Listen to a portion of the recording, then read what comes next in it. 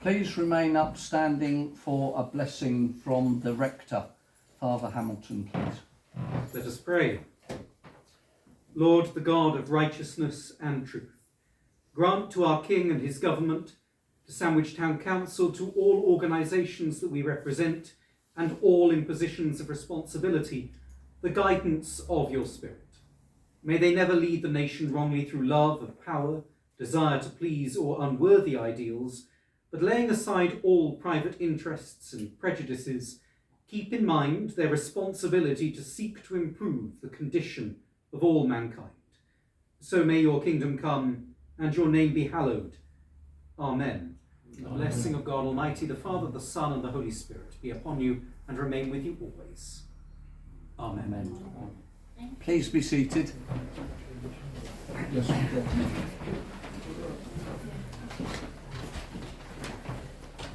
Chloe, are you recording?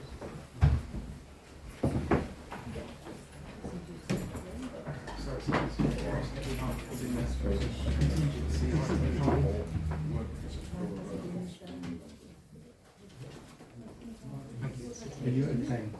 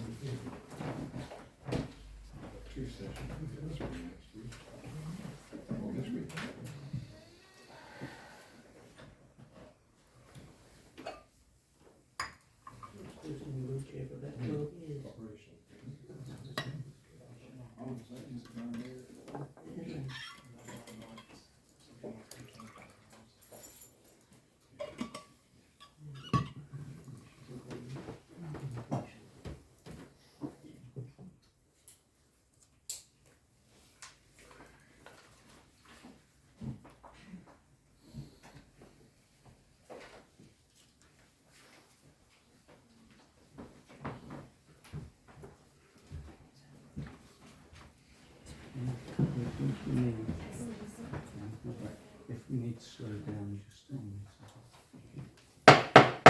okay, I'd like to convene this Sandwich Town Council ordinary meeting of the council on the 25th of November 2024, as per the agenda that you have been sent already.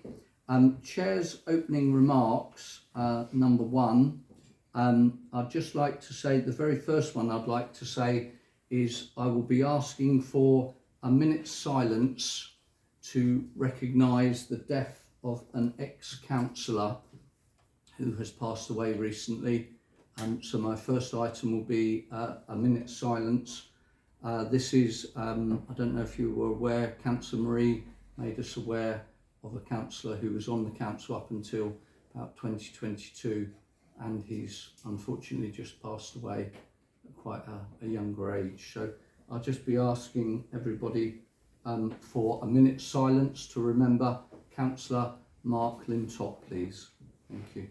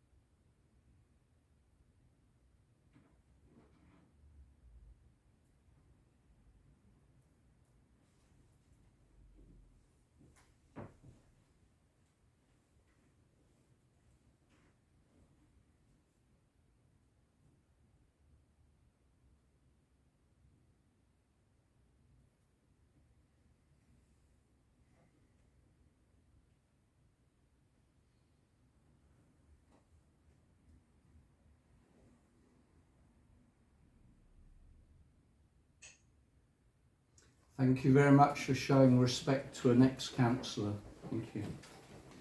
Item number one, Chair's opening remarks. I've not got very many, you'll be pleased to know.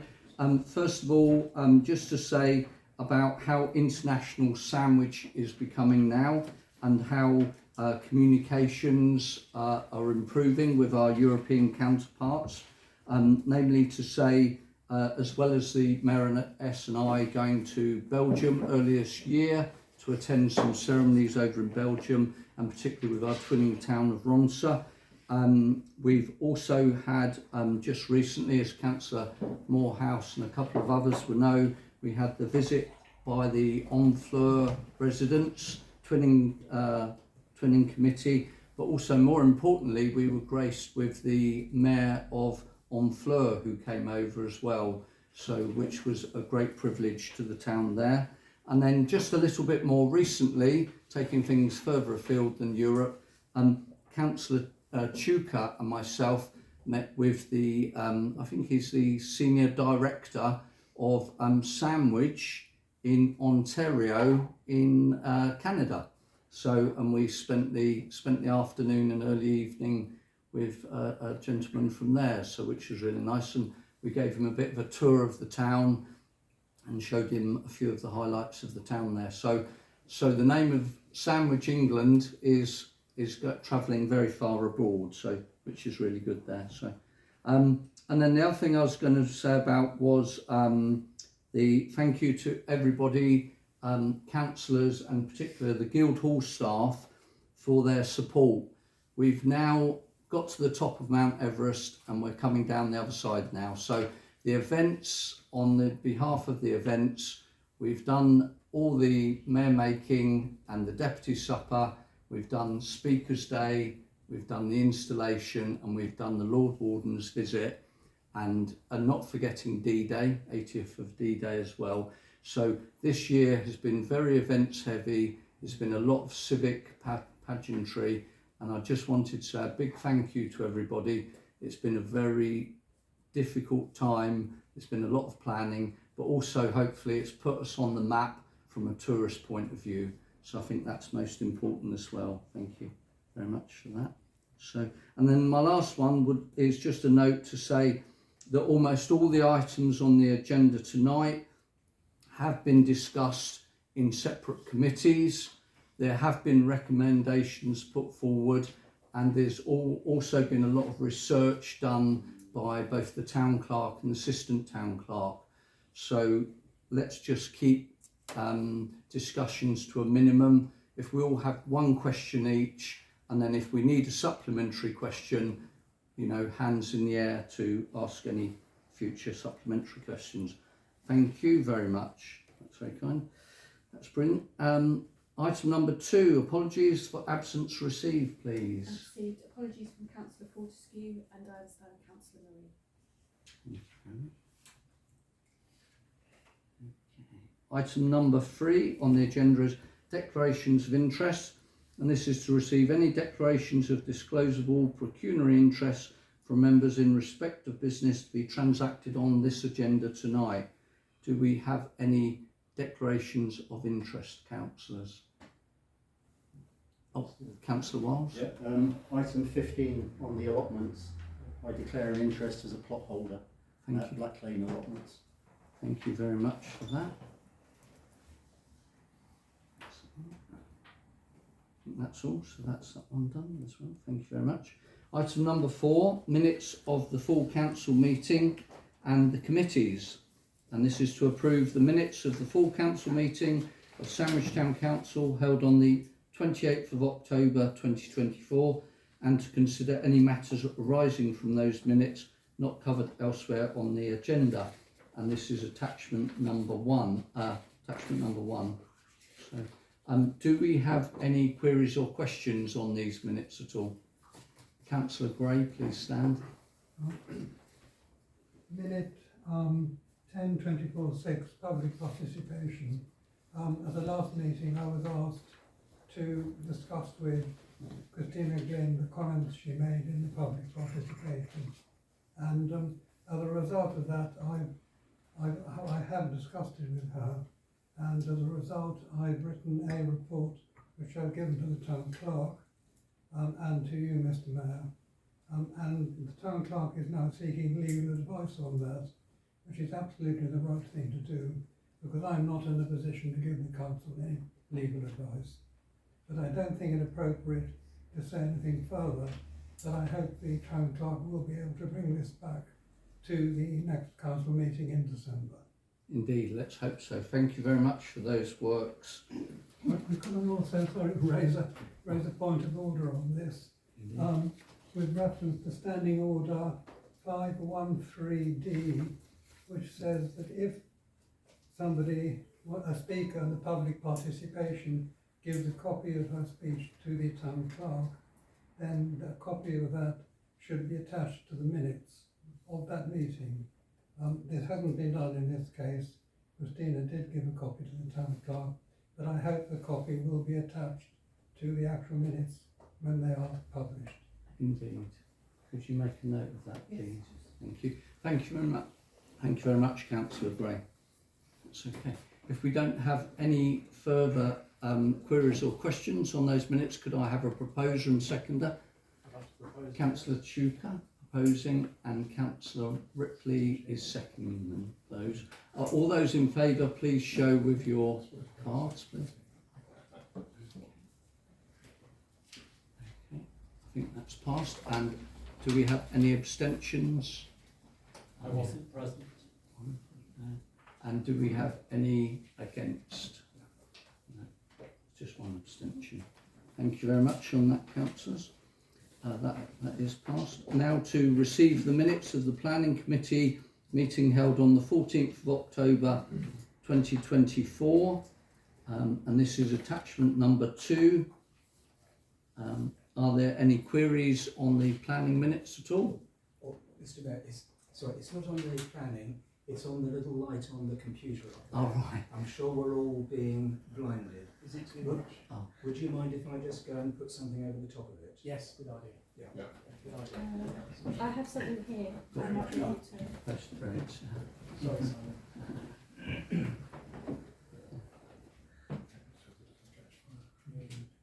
Is that better? Better. Comfortable, yeah? That's good. Excellent. So if we don't have any queries or questions on the planning minutes, could I have a proposer and a seconder for the planning minutes? Councillor Franklin as a proposer and Councillor Tutor as a seconder. All those in favour, please show. Okay, and there's 2 abstentions from Councillor Black and Councillor Tomlins. That item has been passed, thank you. And the third one is to receive the minutes of the Finance and General Purposes Committee held on the 16th of October 2024, and this is attachment 3, attachment A3. And do I have any queries or questions on the Finance and General Purposes Committee? No, that's fine, that's good. Could I have a proposer and a seconder, Councillor Wiles and Councillor Pennington? And all those in favour, please show. I think that is everybody. Thank you, that is passed. Thank you very much. And finally, to receive the minutes of the Human Resources Committee, which was held on the 8th of July 2024, and this is attachment number 4. Are there any queries or questions on this paper? No? Could I have a proposer and a seconder? Okay. Oh, sorry, Councillor Green as a proposer and a seconder, Councillor Morehouse.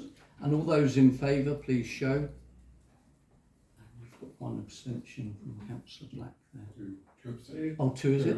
Sorry. Who's the other one? Me. Oh, sorry, was it you? Oh, sorry. Sorry, Councillor Tuker, would you mind turning them round? 'Cause- It's, sorry. yeah, it looks white. Sorry, Oh, thank you. That's 2. Did you get Yes. that? That's super. And that's that item passed. Thank you very much, councillors. Item number 5 on the agenda is the payment schedules, after which we'll be able to let the rector free to go and undertake his important works that he needs to do, and we can take our gowns off. Item number 5 is payment schedules, and 5A is to receive and note the payments that missed the October schedule of payments totalling £348.64 for pennies, and that is attachment 5A. Do we have any queries on this at all? No? Could I have a proposer and a seconder for this item, please? Councillor Franklin as a proposer and Councillor Wiles as a seconder. All those in favour, please show. And that's unanimous. Thank you very much, councillors. Item 5B is to receive and approve the schedule of payments for mid-November totalling £37,939.29, and this is attachment 5B. Do we have any questions on this one at all? If not, could I have a proposer and a seconder for this one? Councillor Pennington and Councillor Morehouse. Super, thank you very much. And all those in favour, please show. That looks to be unanimous there. Thank you very much. That one is passed. Item 5C is to receive and approve the scheduled payments for the end of November, totalling £7,316.76. Are there any queries on this item at all? If not, could I have a proposer for this one, Councillor Chuka, and a seconder, Councillor Pennington? And all those in favour, please show. And that's unanimous. Thank you very much. And item 5D is to confirm a nomination of 2 signatories to authorise the end of November payment. I just have to make sure I'm not on that one. What is that? That's 5D. I believe it should be fine. I've only been told that Councillor Carter can't. Oh, is it? Oh, okay then. Thank you very much. So for this item, I'll put myself forward as one of the authorisers for that one. Did I have a secondary authoriser for the accounts? Councillor Franklin. Okay. And all those in favour of those 2 councillors authorising them, please show. Thank you, that's unanimous there. And lastly, but not least, 5E, council to confirm nomination of 2 signatories to authorise the mid-December payment schedules on Bankline. Once again, I'll put myself forward and Councillor Wiles. All those in favour of Councillor Wiles and Councillor Carter being signatories, please show. And that is passed. Thank you very much, councillors. Okay, now I'm going to hold a short recess for you to take your gowns off and to release the rector to more important things. So thank you very much for attending. It's very kind of you.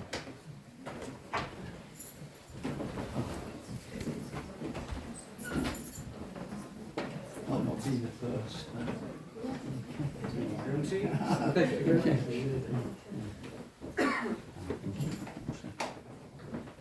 Would you come for this one?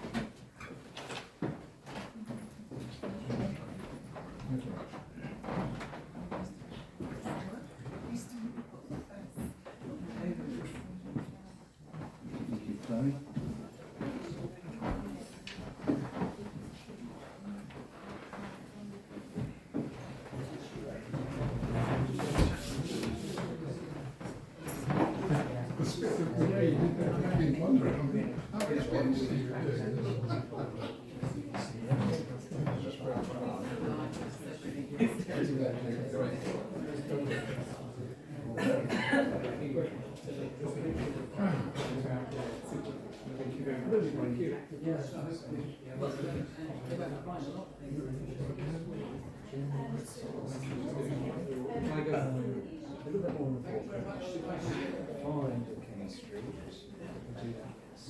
See you on Sunday. What is street? We didn't know this was a street last year. It's a three-way.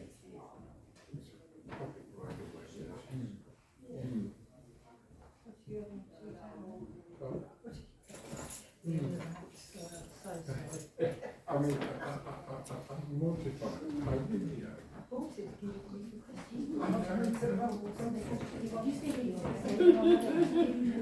Every time I appear at your house, you come in the front window. Oh, that's right. Are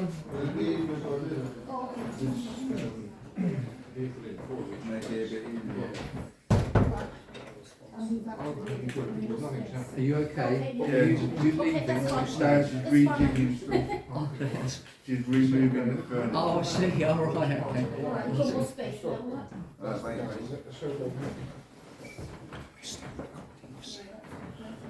Just be careful. We're still recording for sound. Okay.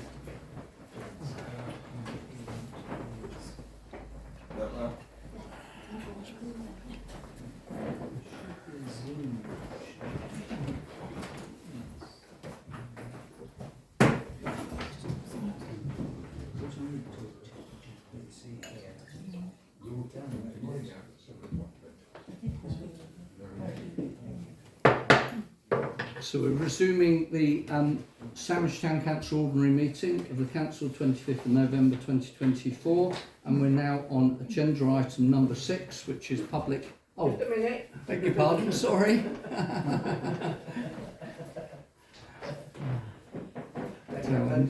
To end Charlie there. So. And so agenda item number 6 is public participation. 20-minute session is set aside for members of the public to make representations at this meeting in respect of business on the agenda and other matters if time permits. Individual representation should not exceed 5 minutes. Written notice of the desire to exercise the right to speak, together with the topic to be addressed, must be given to the town clerk prior to noon on the day of the meeting. Do we have any public speakers? We have 2 requests today. The first request is from Abby, who is here as a representative of the Sandwich Folk and Ale Festival. Oh, super. Abby, if you'd like to come forward. You said you were happy to be on camera? More than happy, yeah, super. no worries. Excellent. Thank you very much. So before we start, I'd just like to say I did wonder about the ropes, so I'm really glad you answered that question. Oh, Otherwise there you I'd are, have you to see. ask her afterwards. Oh, that's good. And the other thing is, I didn't give a transcript of the last time I spoke. I didn't know that was something I could do. I'm happy to retrospectively send that over. Oh, thank you very much. Thank you for that. So you have 5 minutes to address the council Thank starting now. Thank you very much. Mr Mayor, ladies and gentlemen of the Town Council, I'm here again today in my role as the Chairman of the Folk and Ale Committee for the 2025 Festival. Since I last spoke, the Finance and General Purposes Committee have met to discuss the revised costs for the hire of the Guildhall forecourt, and I am aware that this will be potentially routed for approval under agenda item 13 this evening. I am asking therefore that the Council confirm that the Folk and Ale Festival will be deemed to be a community event, as it is non-for-profit and run by unpaid volunteers, and therefore subject to the lower fees of the charity/community events. Additionally, I would ask if 2 councillors are willing to propose and second a motion to have this formally documented in the revised Guildhall forecourt terms and conditions of hire document. This will add clarity for subsequent festival committees and negate the need for yet another return to this matter in the future. As the Council are aware, the delay in decisions around forecourt charges has meant we have found it extremely difficult to set our budget, and in fact have still not received confirmation of our hire for the weekend of the 4th to the 6th of July 2025. In addition to the delay in confirmation of hire charges, our grant application was not heard at the September meeting of the trustees of the Sandwich Toll Bridge Fund, despite our application being submitted in the timeframe guidelines of the previous policy wording. I am aware that this policy has changed since our submission, but this was not in place at the time. Following some confusing communication from the officers of the Town Council, we were told our application could be heard at the meeting of the trustees to be held on the 16th of December. Since then, the officers have been back in touch to state that this is no longer the case and our application will not be discussed until March 2025. I am aware this evening is a Town Council meeting, however many of the Board of Trustees are also here, and as there is no public participation section available in the Trustees meeting, I am asking for our grant application to be reconsidered again for discussion in December. As with charges going out, the delay in knowing funds coming in presents a similar budget setting issue. We are able to delay receipt of the payment of any grant until the new financial year, but we need the decision sooner in order to know where we stand with expenditure we can afford to put in place. At all times, our main objective is to deliver a fantastic weekend of music, dancing, ale and fun for all the town, residents and visitors alike. And I do not think it is unreasonable for myself, members of the committee or the residents to expect the Town Council to support that wholeheartedly and do everything in their power to enable this to happen. Perhaps, in addition to the costs and funding issues raised this evening, the Council could consider other ways the festival and other sandwich events could be supported. For example, the loan of the market gazebos in the event of inclement weather, as these will not be in use. A huge cost to the festival is the hire of tables and chairs. With a large stock of these available in the Guildhall, could the Council consider the loan of these to reduce the burden on our limited budget? There could be many other generous offers the Council could make that would help the festival organisers without placing any further financial burden on either the festival or Council funds. I would like to thank the Council again for the time given to speak today, and I hope they will take into consideration all points made when they later discuss the Guildhall forecourt hire contract. As stated when I last spoke, I am always happy at any time to discuss any issues or questions the Council may have, either in open meeting or on an individual basis. Many thanks for your time. Thank you very much for that. As is usual, Abby, I'm to reply to you to say a large number of those items within your text we wouldn't be able to answer tonight anyway, but if you're able to leave a copy of your transcription, then we will get the Town Clerk to get back to you on those items, if that's okay. Thank you for speaking tonight. What's that? All right, one question from... Yeah, sorry, could I propose that for the next Finance and General Purposes Committee we have an agenda item specifically on Birkenhead, because we shouldn't be making decisions here with the VATS committee, and some of the suggestions you've made tonight are very reasonable ones, and I think if the chair of that meeting is willing to accept an agenda item, we could invite you and we could have you take part in that discussion.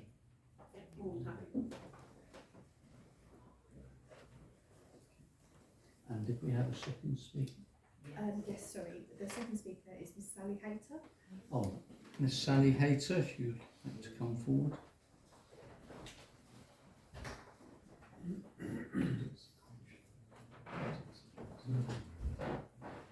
Yeah, I haven't agreed to what Councillor Tutor said because I'd like to take council and move the Town Clerk to see whether that can be fitted in. Good evening, Mrs. Hayter. How are you? Well, I'm still breathing. That's super. That's just what I'd like to hear. So, Well, are you happy? I don't know if you will by the time I've finished, but thank you. Are you happy to be on camera, off camera? No, we're off camera. I Okay. don't do social media and all that sort of That's thing. fine. So I'll give you 5 minutes starting now to raise your issues or concerns. Thank you very much. Good evening, everyone. I have addressed the Council over the past few years with regard to the lack of meaningful policing in Sandwich. The last occasion was on the 29th of April of this year, when I informed the Council I had been told by the police commander at Dover there were to be 10 new police officers allocated to this area, and that I had asked him for one of them to be assigned to Sandwich. I was delighted to hear shortly after that conversation that we did indeed have a police constable assigned to Sandwich. You will not be surprised, however, that my delight turned to disappointment after learning she would only be here for 1 to 1.5 days per week. Although she absolutely does her best for us within that time frame, I asked STC to lobby our MP, Chief Constable and Mr. Scott, the Police and Crime Commissioner, to have her deployed here full time. The Mayor told me he had contacted Mr. Scott and was told we would have a second police constable here in the autumn. Autumn came and autumn went, but no other PC was allocated. I wasn't at all surprised, and neither would you be if you had read or heard my previous addresses on this subject. I asked the Mayor to contact Mr. Scott again, which he did. Subsequently, he told me he had received no response. I suggested he or a member of staff should write on his behalf every week until Mr. Scott had the good manners to respond. He told me no one had the time. So there we have it.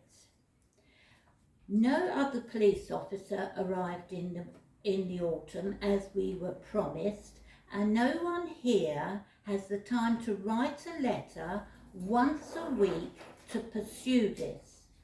I have felt in the past Mr. Scott has no interest in meaningful policing for the residents of Sandwich. And now, sadly, I can only conclude that if sending a letter once a week is too much trouble for STC, meaningful policing for the people of Sandwich cannot be anywhere near the top of their agenda either. Thank you very much. Oh, it's all gone quiet. Oh, thank you very much for that, Mrs. Hayton. Can I just add something which is nothing to do with this, where you were talking about international communications? I'm going to brag. I wrote a poem and it's gone to Canada. How lovely is that? I'm really pleased with myself. Fantastic. Well done. Thank you very much. Pardon? In French.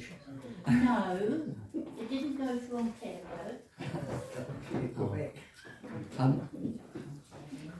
Mrs. Hayter, obviously the town clerk will reply to you about your questions or queries that you had, and Well, she didn't reply to me before. and for she'll ages. and she'll update you on what I've been working on as well in the Do you want background. this then? Yeah, that would be Yes, most helpful. Thank you very I much. might point out that I always usually leave a copy, but I've never known it be attached to any minutes.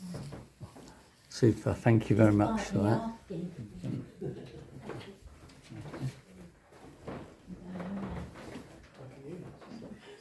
And is that all our speakers for this Yes. evening? Oh, super. Thank you very much. Thank you very much to our speakers. Councillor Morehouse, did you want to stand? That's it. Yes, thank you, Mr. Mayor. Councillor Schuker raised a proposal which I'd like to second in relation to the first speaker. I Would be didn't appropriate take to it any go back to further the because I don't know whether it can actually be taken any further without consulting with the town clerk. So I would have to take it up with the town clerk, and then if the town clerk says it can be undertaken, then obviously we would get in touch with you and let you know. But I wasn't ignoring Councillor Chuka. It was just obviously we have to know. I don't want to promise you something and then a month later it doesn't come to fruition. So if you wait until the town clerk can get back to you and confirm whether we can undertake what Councillor Chuka said. But thank you very much for coming tonight. I was just going to, I beg your pardon. I was just going to say, confirm I have your contact information, and I will speak to the clerk about it tomorrow. And I will. Thank you. Thank you very much for attending. So Councillor Black, did you?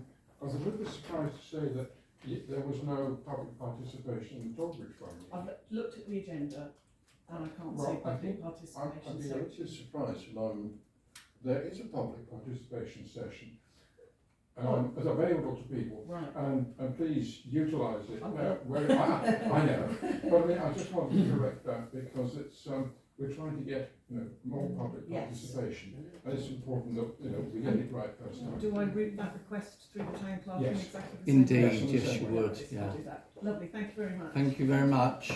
Cheerio. Councillor Breen and then Councillor Wiles. Just talking about the policing in Sandwich, Mr. Mayor. Indeed. Maybe when you next write to the Chief Constable, you might point out to him that the residents of Sandwich contribute several £100,000 for policing. And I don't know from a legal point of view if we are able to withhold any of that. But if we're not getting the service that the town is paying for, I think, you know, there are grounds for Oh, indeed, indeed. And just to put you all in the picture, first of all, to answer Councillor Breen, yeah, so I've now written to the Police and Crime Commissioner 3 times. The Police and Crime Commissioner writes back or contacts me, and he tells me he is only strategic, so he doesn't actually deal with personnel or people on the beat. But I didn't want to explain that to Mrs. Hayter at this point. We'll draft a letter and send it back to her. So the Police and Crime Commissioner, even if we wrote to him once a week, he will keep writing back saying he's only strategic, not operational. And I, just so that all of you are aware, I've also written to the Chief Constable. I've also written to the Home Office about policing. I've also written to somebody called Yvette Cooper. And I have had bureaucratic replies from them. One of them that I can tell you about from the Home Office was very interesting, that said that the Police and Crime Commissioner for Kent had actually had an additional very large lump sum of money to put into his forward plan. So, and we'll be following up on that to ask where that money is going to be put to. So, I think it was Councillor Wiles and then Councillor Morehouse. So. Just referring to that previous point about whether Finance and General Purposes can discuss the matter at the next meeting. I've just checked standing orders 6.11 F, motions which do not require written notice to the proper officer, refer by formal delegation a matter to a committee, subcommittee or working group or an officer, professional advisor, expert or consultant. So we are, as a council, at liberty to refer to that matter to the next meeting of that committee. Yeah, oh sure, that's fine. Yeah, yeah, you can. We can take a, if you want to take a vote on that tonight. So this is it's a simple way of taking this forward sensibly. Indeed, yeah, if that is possible, would that be possible to get that onto the agenda? So that's proposed by Councillor Chuka and seconded by Councillor Wiles. All those in favour of that item going forward onto the next Finance and General Purposes? That's one abstention from Martin Pennington. So that has been passed. Thank you. Oh, Councillor Morehouse, I believe you had a question. I just want to raise an observation that since the introduction of the Police and Crime Commissioner Office in 2012, we have witnessed within the district the closure of 2 police offices in Sandwich and Deal. We've received nothing back in the way of tax cuts in our council tax. In fact, the rate goes way above the rate of inflation year on year. I would suggest that this whole scheme of the Police and Crime Commissioner has been a complete and utter disaster. We do not, or should not, we live in a country where we police by consent, and here we are, every time that these elections are taking place, there are political appointees, and I think that is wrong. Police and Crime Commissioner, if it does exist, and I do see good reason for it existing, is that it should be independent people who have experience of policing, preferably someone who has risen from the rank of police constable to inspector, because they are the people on the coal face of the police force. Indeed, thank you very much for that. So, also, Councillor Morehouse just reminded me, I've written to something called the CSU, which is the Community Safety Unit, which is based at Dover District Council. David Parrott.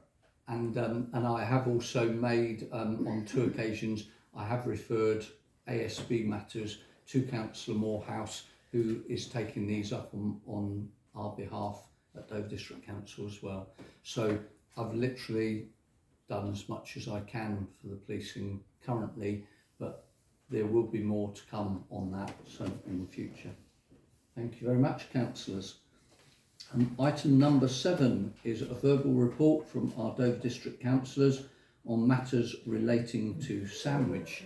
Councillor Morehouse, would you like to stand and Thank you again, Mr. Mayor. address the councillors on matters only relating to Sandwich, please? Only relating to Sandwich. Indeed, thank you. Right, starting off with number 57 New Street. I shared a communication with yourselves about 2 weeks ago, and I do appreciate your rather robust response to that. Indeed, And I have thank taken you. that up. Also, someone's been very kind enough to share a timeline of communication between 2013 and 2020. And I would hope that by the time we have our next meeting next month, that I'll have something a little bit more tangible. I have also insisted that a representative of the planning enforcement team and the portfolio holder for planning and the built environment, Councillor Biggs, attends the planning committee meeting in January. I don't think it would be fair to suggest they attend in December. I think it would be better if they delay it to January because, let's be honest, everyone's on a wind down at the moment until Christmas. Secondly, the disputed land between Smock Mill Lane and St Bart's Road.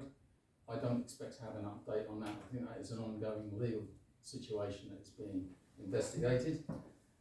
With regards to the planting of the trees adjacent to the new development at Montague Place and how that could be screened from Black Lane, allowing the residents more privacy, the tree warden and I are going to meet at some point in the first quarter of 2025. Moving on now to events management. So I've attended a couple of events management meetings at DDC with the ESAG group, notably Rebecca Dyer, and what has been suggested is the TCRO will be, cost of the TCRO will be met by DDC, thus allowing the closure of Market Street. But there are still questions over the Grasscrete and possible compensatory charges for events, particularly would be affecting the 40s weekend.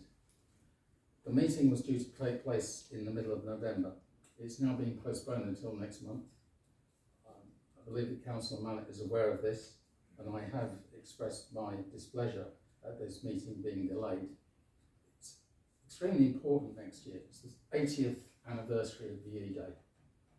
And if you look back to the event that took place 2 weeks ago with the Remembrance Sunday, it's very clear that this is something that we need to educate and support.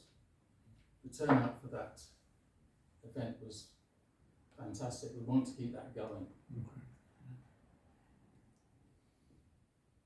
An update on a repair that DDC carried out with the wooden bridge that links Knight Rider Street to St George's Road. I'd like to personally thank Councillor Schuker's involvement in that. He and he alone was the protagonist for getting that work done. And if anyone else is trying to take credit for that, certainly not me. Parking in Fallbridge Place. So I've received some communication from Councillor Black about parking problems in Fallbridge Place. The parking services manager advises that there's very little that can be done. However, they will take a look at the existing lining and report back on that.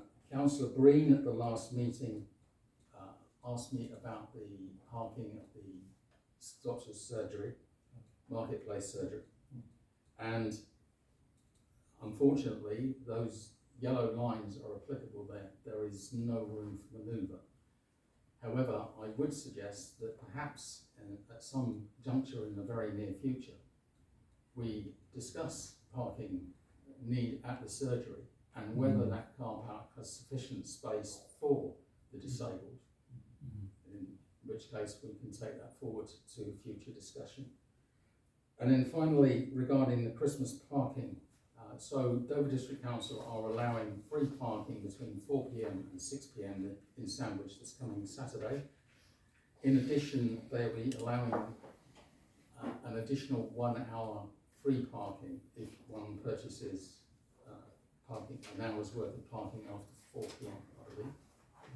And that compares, it's a little bit more generous than it was last year. However, I would prefer the previous administration's policy of having the free parking on every Saturday leading up to Christmas in December. That was copied from Shepway some years ago, and BBC finally caught up with the times back in 2022, and I do feel some regret that that hasn't been carried on. Thank you, Mr. Mayor. Thank you, Councillor Morehouse. Did we have any questions for Councillor Morehouse from councillors at all? Councillor Pennington, please stand. Yes, thank you. I would like to reiterate the concerns about parking by Sandwich Medical Practice, which Councillor Green had raised. Every time I go there, there seems to be someone who has a difficulty with the parking. The situation isn't clear at all, and if someone originally decreed that there would be a double yellow line there, someone can decree that there shouldn't. I do feel this is an issue of principle that we should continue to push. Thank you. That's right, indeed. On that one, Councillor Yeah, Franklin. the reason why the double yellow lines are put there is because they do have a very large lorry that goes in there, needs to reverse up to collect the medical supplies. Also, it's for ambulances as well.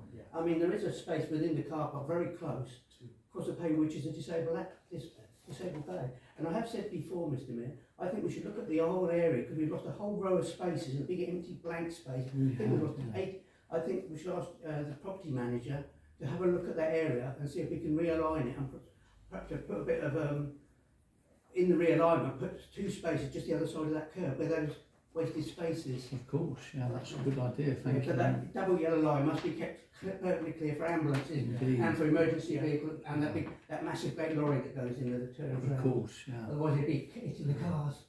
Did we have somebody over this side before? Councillor Breen and then Councillor Ungerson.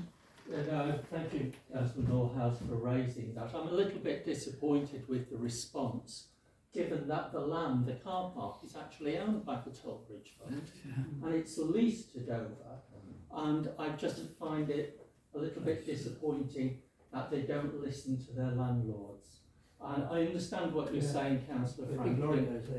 I understand what you're saying, but I just think, you know, it does need a proper review, and I support what you're saying there. And I think that we should go back more formally as the landlords to Dover District. Yeah. Could I just raise, before I come to you, Councillor Ungerson, the problem is with double yellow lines, just to let everybody know, so they are double yellow lines or single yellow lines, any lineage has to be put down under a TRO. So in order to take them back up, you would have to undertake a TRO to do that. So that's something that we could say take forward to the HIP discussions or raise with the county councillor, if that's okay. Councillor Ungerson first and then Councillor Morehouse. I do agree with the idea that there should be a review of the situation, but I think that it's absolutely essential that the medical practice is involved in any review, because it would be absurd to cross wires with them, and they must have a view about best interests of their patients. Indeed. Thank you very much for that, Councillor Ungerson. Councillor Morehouse, did you have one final? Regarding the TRO, there's huge associated costs with that, and I do feel that there are other areas in Sandwich that must take priority. Indeed, yeah, thank you for that. And that's not in any way demeaning the importance of what Councillor Breen is raising. But there are other areas that have to take. Thank you very much. We can, of course, write or contact the county councillor and put this to her to see if it could be amalgamated in perhaps another TRO that is in being put in for taking I would on. just question the need for a TRO because it's my understanding it's private land. It's not the public highway. It's a private car park with signs up. So it doesn't. But that's my understanding. So, but the review can explore that. Get some clarification. Yeah. Councillor Black, please, Stan. Yeah, I mean, doing an individual TRO for this does seem a bit OTT, and I'm sure that there are ways to combine it with others. You mentioned that as well, Yeah. and I think we really need to look cleverly and can we get one TRO that covers the whole thing? Because it's a standard formula. The only change is it's this road rather than that road, and it's 200 metres rather than 150 metres. Exactly, that's correct. It does seem a bit of an excessive charge for probably a fairly junior employee.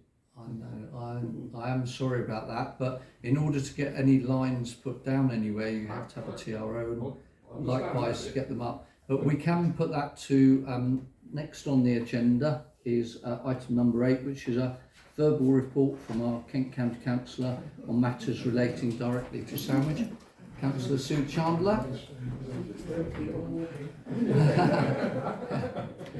Make sure she doesn't go through the door and into the car park. So pleased to welcome you here this evening. So if you'd like to address the council, I'll be grateful. Thank you very much, Mr. Mayor. Good evening, councillors. Perhaps I'll pick up some of the items that have come up earlier before I actually. Yes, if please. That's all right That with would, you, Mr. Mayor. that'd be most beneficial. First of all, I have an apology to make for being slightly late tonight, and I'm enormously grateful to the member of the public who stopped me in my tracks so that I didn't show any further disrespect. I'm sorry about that, Mr. Mayor. No problem. Policing. Just to pick up on all the representations that have been made, there is perhaps one more. There is a police and crime panel which meets at Kent County Council, and Dover District Council will have a representative on the police and crime panel, but I can also take that up with the chair. And that is both the Police and Crime Commissioner and the Chief Constable who are present at that. So it's just an additional, I'm not suggesting that it will solve the problem immediately, but it is just an additional representation. Highways Improvement Plan and the TROs. So I will too clarify the situation with regard to the car park, because I haven't got the answer as to how that applies to that area. But absolutely, you can amalgamate projects of a similar nature under one TRO, and in fact it's been done before with the Sandwich Highways Improvement Plan, so that is a very sensible way to approach. Thank you. Okay, moving on, I was happened to be in the co-op on Saturday, and they were distributing their grants on Saturday. And I had two organisations who had the same conversation with me, which was about the implications of the changes to national insurance and minimum wage level that is coming in force, and the impact that will have on them as voluntary organisations. And in point of fact, that's been picked up across Kent. It's estimated an 11% increase. We at Kent County Council have picked it up because although we will, as an authority, have some relief from that, voluntary organisations, the third sector, do not, which has a huge implication for the care agenda for care organisations. And as I've said a few times, then the adult social care budget is already climbing enormously and doesn't show any signs of retreating. That's a countrywide scenario, but the 11% that the third sector and other organisations have to pay on both those things will have a huge impact on that budget. But more importantly, it means that the voluntary organisations that do exist will find themselves, and some of them are already saying, they may well not be sustainable going forwards because it impacts on them disproportionately. So, and we have recently sort of suggested that needs to change, in common with the Kent Integrated Care Alliance, who represents local care providers. I was just putting that across that Sandwich does have a high proportion actually of people who require that kind of care. So I wanted to mention the no use empty scheme that Kent County Council run, because in the past this council has commented very adversely on properties that are unoccupied, and feel that, quite rightly, that shouldn't be the case. The no use empty scheme is a very successful scheme that's been in existence for quite some time, which provides loans for such buildings to be put back into occupation. These are no interest loans which are returnable only on the rental or sale of the property at the end of that project. It has been incredibly successful. Dover District, in fact, have had a fairly hefty share of some of that money. It's not at no cost to the taxpayer, because it is a recyclable loan scheme which was funded initially from some government funding. But I just wanted to mention that so councillors are aware if there is that kind of need. I was going to talk about highways, Mr. Mayor, because I know that's always a topic that this council is concerned about. To start with, I just wanted to mention that clearly you'll be aware that winter operations have begun. The gritters were actually out last week. One particular thing to say to councillors is that the salt bins around the town should have been filled in the preliminary sort of round of getting ready for the winter. If you have one near you, you might want to just lift the lid and check that it has actually been filled. They won't, if they're half full, they probably won't come around and fill them, but if they missed one or whatever, it's always helpful to have it reported. You can see a map on KCC website if you want to know where they are, and you can obviously report them. That's one of the tabs on the reporting tool. Parishes and towns can request a 1 tonne bag of mixed salt and sand to utilise if they wish to do so, and they have the manpower to do it. So I wanted to mention that because you may want to think about that too. I've asked you about that before, haven't I? There you go. So now you can have one. District councils have been provided with salt, and when they have the resources, will clear town centres and salt pavements to try and keep the centres of towns and those kind of areas clear. So each year, Kent County Council are part of 100 local authorities taking part in the National Highways and Transport Network Public Satisfaction Survey. I have some trepidation about mentioning this, but you know. So this is carried out by Ipsos, who send forms to a representative samples of households. But in addition to that, it is on the Kent Let's Talk part of the website, and individuals can respond as well. So we've done 6 web-based surveys on specific issues as well: highway maintenance, accessibility, walking and cycling, public transport, road safety, and tackling congestion. So if anybody is feeling so motivated, they can actually go and have a look at that and respond if they wish to. And the last thing that I was going to mention is that at the last meeting of the Cabinet Committee looking at transport, the committee received a report on the action and the being taken regarding the temporary road closures across the county. And I know that the road closures and the way they're managed have been a particular issue for Sandwich, and I continue to interact where I can in that, as do others, I'm very aware. But this was an update detailing the progress of the recruitment of the Streetworks road closure inspectors, who are a crucial part of that operation, and the current performance and actions to date in that regard. And there is a particular item which talks about the future and details the innovations that are coming in, which may make these operations somewhat more effective. It also talks about the South East Highways Authorities and Utilities Committee working group, which is going to be set up to look at traffic management and how both utilities and highway authorities can get to manage their work sites with a specific focus on road closures. And it's being done on a South East basis because obviously a lot of the utility companies extend much further than Kent, and if the councils across the South East get together, there's more chance of actually getting agreement with the utility companies on some of this. But there are some other actions, including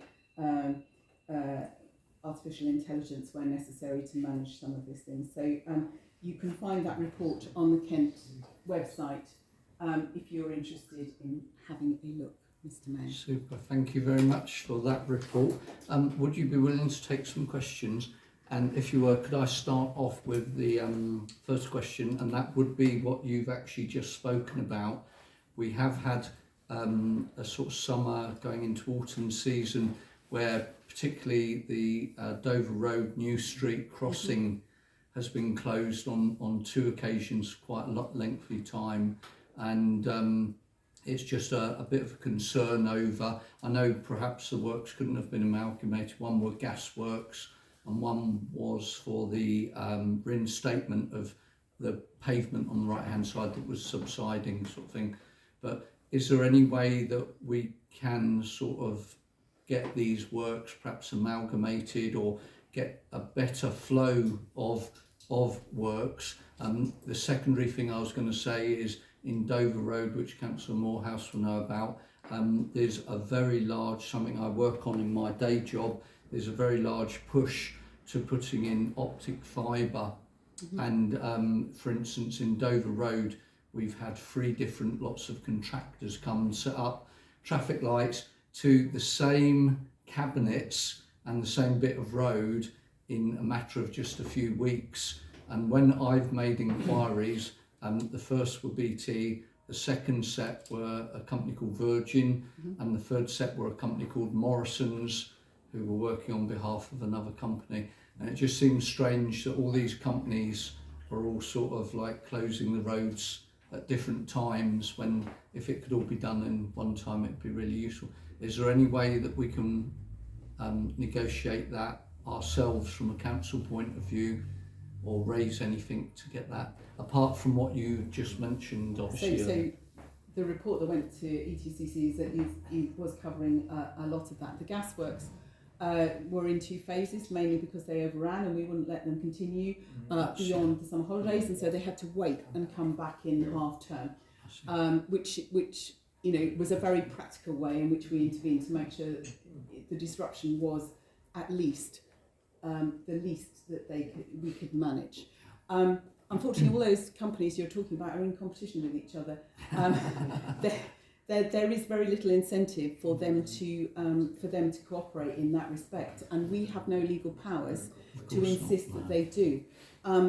Unfortunately, I would love for us to have that, but there is a section in that report which is relating to charges and fixed penalty notices about how these companies are charged for actually accessing the highway, and requesting some changes. They're set by government, but at the moment we have to pretty much allow the utility companies to do what they require, particularly if they say it's urgent. Fibre clearly isn't, but some things, including gasworks and water, are.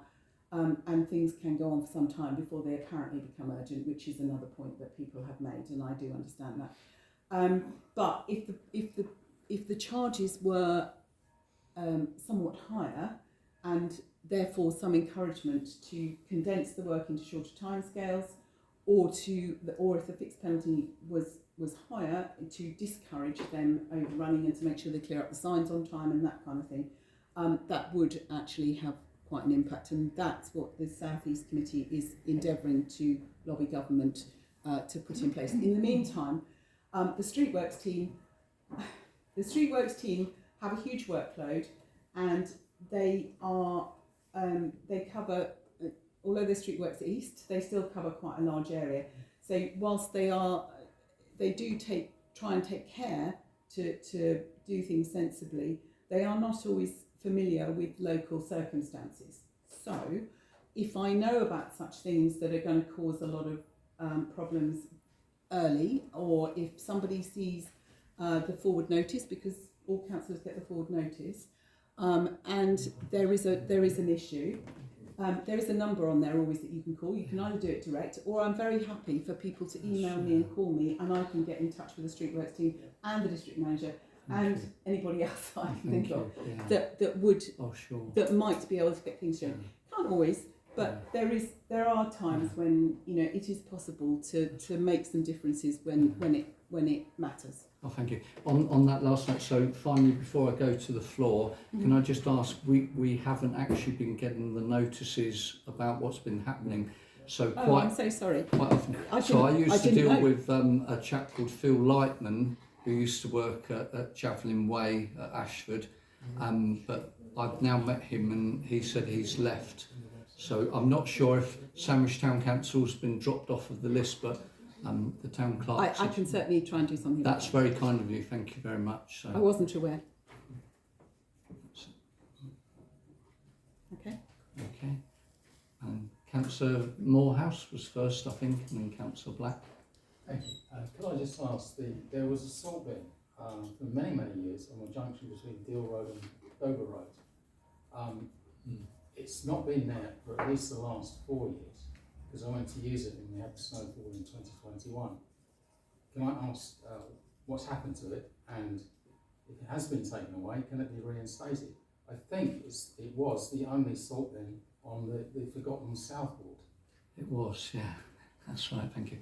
I can't tell you exactly what's happened to it, but I can certainly see about getting it reinstated. Indeed, thank you very much for that. Councillor Black, please. Yes, it may be too early, but I understand there was a big spread in one of the local papers that Kent County Council were receiving a substantial increase in grant for bus transport. Are you aware of that? Or when it comes up, would you be able to report back to us, please? I think it's mainly for the scheduled buses, particularly to jokingly said that they were going to be London standard. We'll be waiting a long time for that, I think. Indeed. But it would be very useful if you could update us when you made aware of it. So yes, we do know that we're going to get some funding. It's been announced on a national scale. We don't know the details of what Kent is going to get. Neither do we know the criteria that may come with it. But as soon as we do, I will be able to report that. Just a comment on the London standard of transport. There is also quite some considerable talk about devolution and change to local government. One of those changes it may be that transport is the responsibility for transport can be delegated down to a mayoral authority, as indeed might policing. I look forward to that with anticipation. Thank you very much for your report, Councillor Chandler. That's very kind of you. You're at liberty to leave or stay as you wish. Thank you. I'll stay for a while. Indeed. Okay then. Item number 9 is the report from the local police representative and community warden. This is to receive reports from local police and community wardens if available. Do we have anything? I haven't received any, no. Okay then, thank you very much. Was the community warden, I do believe, come to an end of the scheme for this area? I think it is, perhaps at the end of the year I was told. Oh, I'm not sure, so but if we had anything that would be handy. Thank you very much for that. So, item number 10 is updates from councillors. This is to receive and note verbal updates from councillors on meetings that they have attended as nominated by this council. Do I have any updates from councillors? Councillor Black first, and then Councillor. 3 items. The tourism forum, we had another very useful session a few days ago, and the focus there was just how little coordination there is between the various websites. I'm going to try to see if there's something else that we can do. I have written to the town clerk saying could we perhaps have a meeting in December or January, and I appreciate the officers are very busy at the moment, but if we're able to upgrade and keep our own website, that could be a useful forum, but without any promises at the moment. So that's the first thing. I went to some online training about planning, and I think it's given me a long list of questions which I will be bringing back to the planning committee at some stage to say, do we do this? Don't we do this? Is it something that's worth considering? but that again is over the next few months. I wasn't able to go to the town team meeting. I don't know if anybody else here was. There was a very long discussion about traffic and trying to find constructive new ways of addressing the traffic issues, and I think it would be very useful to try and see what could come out of that. I don't think they had many minutes about that at all, but I was told they had a long brainstorming session about it. Very long, I'll tell you about it. Yeah. Excellent. I'll praise it. Well, great. Yeah, it's about 3 words. And 3 words. thank you for that, Councillor Black. Before I come to Councillor Ripley, I am actually in communication with Carol George about that latter subject that you just raised. And Carol George said it's not a quick fix. No. It's some, and I said to her we were going to bring it to the February meeting of the February Council. She said even later. She said even later. But I've said to Carol George that we should try to introduce this as early as possible for the councillors to look at and discuss and see about taking it forward. But it's a purpose to bring a more holistic approach than what we're doing at the moment, which is putting sticky plasters all over the place. So, but I am in discussions with Carol George on that, and that will be brought forward hopefully in February. Councillor Ripley was next, and then we had Councillor Tuker and Councillor Wiles. Thank you. Well, I did go to that town team traffic meeting. It was a very long meeting. There was a huge number of ideas explored, some of them very sensible, some of them perhaps a little bit not. Anyway, the end result was, to praise it enormously, a strategy paper is going to be introduced, developed and introduced. That's the main theme of it anyway. I also went to Sandwich and Bloom as our council rep, and the main discussion there was potential events for next year in the town. I went to the Gaze and Salts meeting last week. Yeah, I can't see anything specific about that. That was just just a monthly meeting. And there was a mowing meeting we went to as well. Not the mowing, it's not, I know that's not what it's called. One man went to mow. That's it. Anyway, I went there. I'll sit down now. Thank you very much. Thank you very much for attending all those meetings and reporting back to us. That's very kind. Councillor Tuker and then Councillor Wiles, please. You might discuss it more sensibly. I'll mention it now because I've forgotten. So, yes, we had a selective mowing meeting, which sounds very strange, but that's what we did last week with the SECG, or at least one representative from SECG. That's with the aim of developing a proposal for the District Council to discuss with us in terms of a selective mowing regime for next year. Yeah, is that good enough? Yeah. In addition to Stephen Hargreaves and his tour from Ontario, I also had the pleasure, Martha Truss were in the building at the weekend doing their Christmas fair. I had the pleasure of judging on my own their colouring competition in the absence of the mayor. And it might be sacrilege, but in some ways it was just as enjoyable as Speaker's Day and the installation of Lord Wall. Oh, that's brilliant. Thank you very much for that. Yeah. Thank you for deputising for me as well. That's very good, kind of you. Councillor Wiles, I believe you had your hand up. Yes, thanks, Mr. Mayor. At the last meeting, I was sent as a representative to the Friends of the Empire Cinema. And they were happy to accept me. I've been to a couple of meetings. The committee's up and running. They're trying to build a good working relationship with the lessee of the cinema. You might have noticed posters around the town trying to promote the cinema much more. And this week on Wednesday until Saturday we have an art show in the gallery here, which is in support of the Friends, and Mr. Mayor has agreed to open that. Everyone's invited on Wednesday evening for the preview party. From 5:30 p.m. 5:30 onwards. So, oh, sorry, Councillor Morehouse. Not a council function, but you made in your opening remarks about the Cllr visit. I'd like to convey the fact that your appearance and the impromptu speeches by yourself and Michelle Lamar, the Mayor of Cllr, prior to the Cllr departing on Sunday the 3rd of November, was very much appreciated. and has been minuted. Oh, So thank you. big thanks to the Close Building Association. Oh, thank you very much. It was a great pleasure to be invited and to attend, particularly with the sad farewell on Sunday. That's great. I look forward to hopefully going over there. So thank you very much.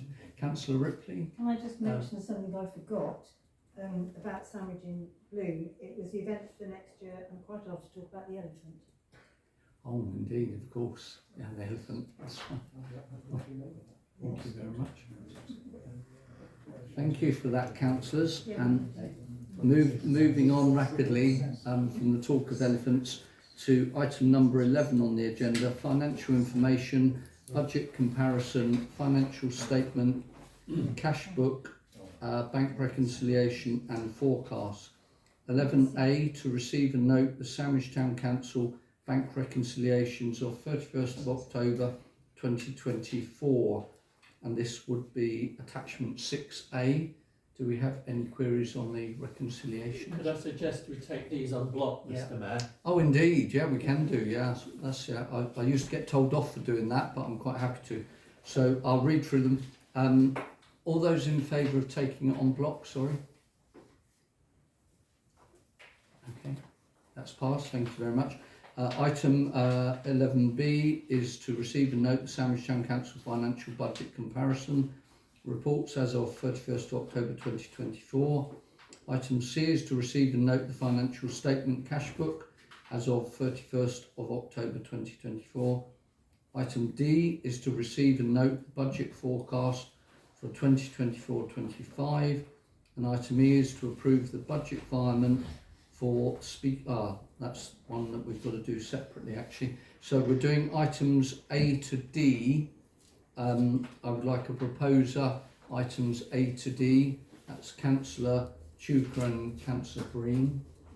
And all those in favour of items A to D there, please. Okay, thank you very much.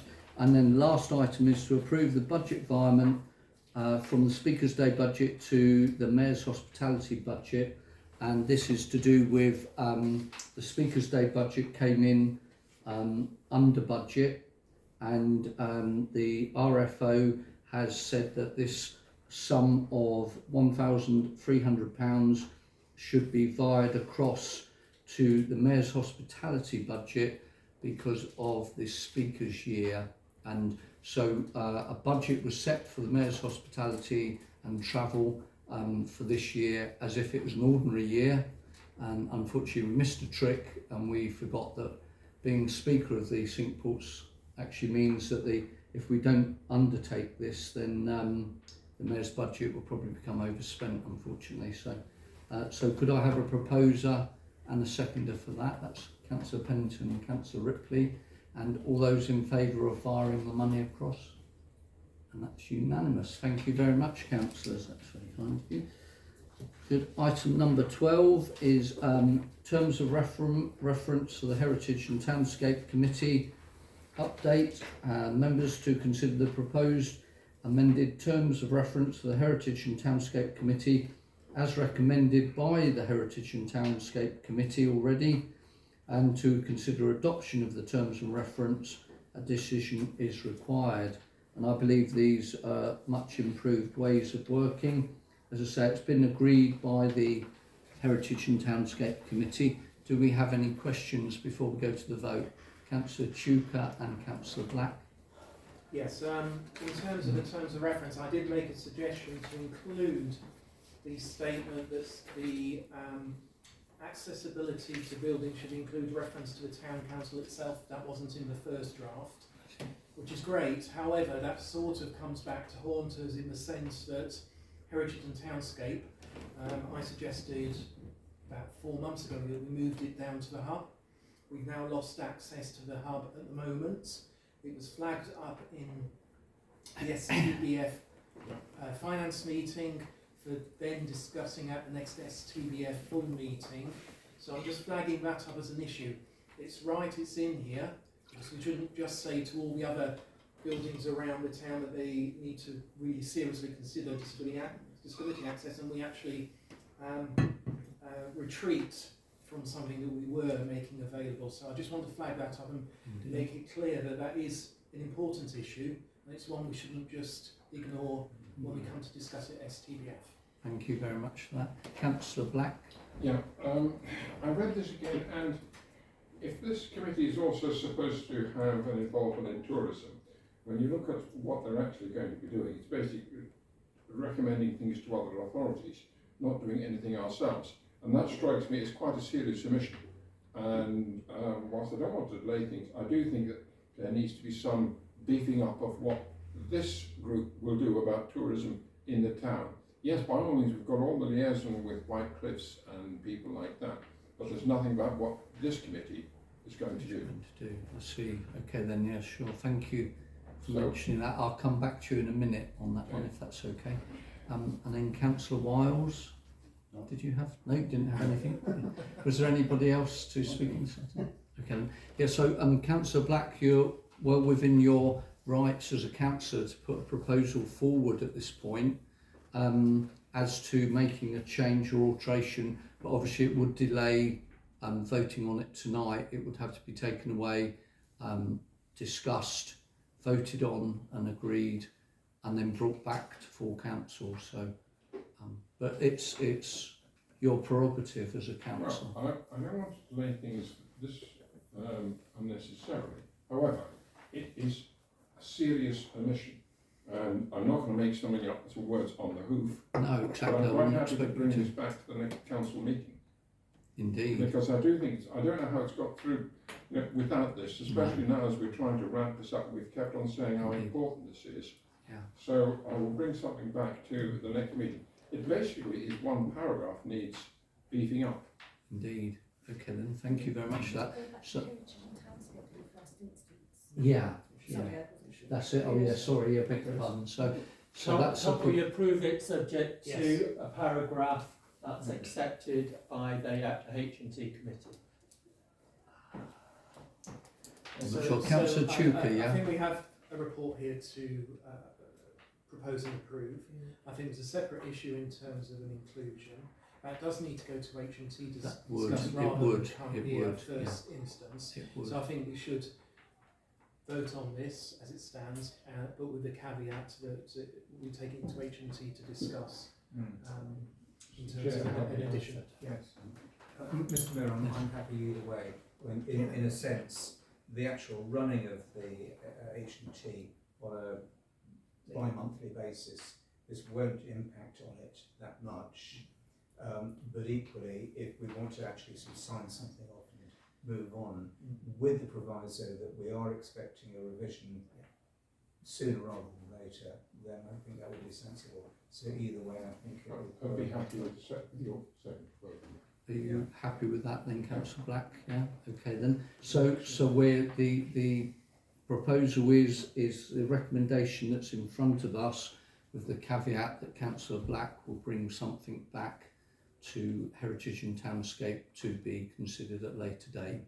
So could I have a proposer and seconder for the document that you see in front of you? I'll propose that. Indeed, Councillor Black and Councillor Mallet is seconding that, sorry.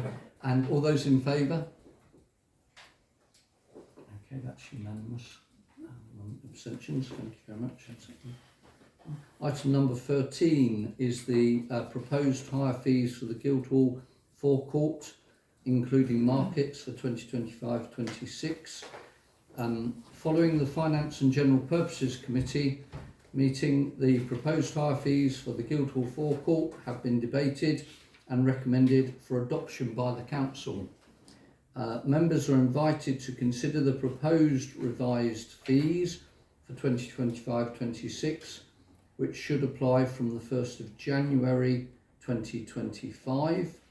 A decision is required on this. Now, this is quite an important matter this evening, but I must hasten to tell you that this was discussed at amazing length, as I say, previously by F&GP. And so what we're putting before you tonight is seen as the best option to go forward. You would have seen the report, which was actually discussed in F&GP, and it was said that the report was a superior report that was undertaken by the town clerk due to the benchmarking and the research that was put into it. So this is not a very quick overlook or something that has been put forward just on a whim or just a consideration from anybody. This has been researched, benchmarked, it's been to F&GP and discussed to an infinite length. So please consider that when you take this forward. Councillor Chuka first and then Councillor Mallett. So I just fully supported the fees that were presented. However, in the discussion we had at F&GP, which was in depth, I certainly left that meeting with the conclusion that the market fees would be applied from the 1st of April, not the 1st of January.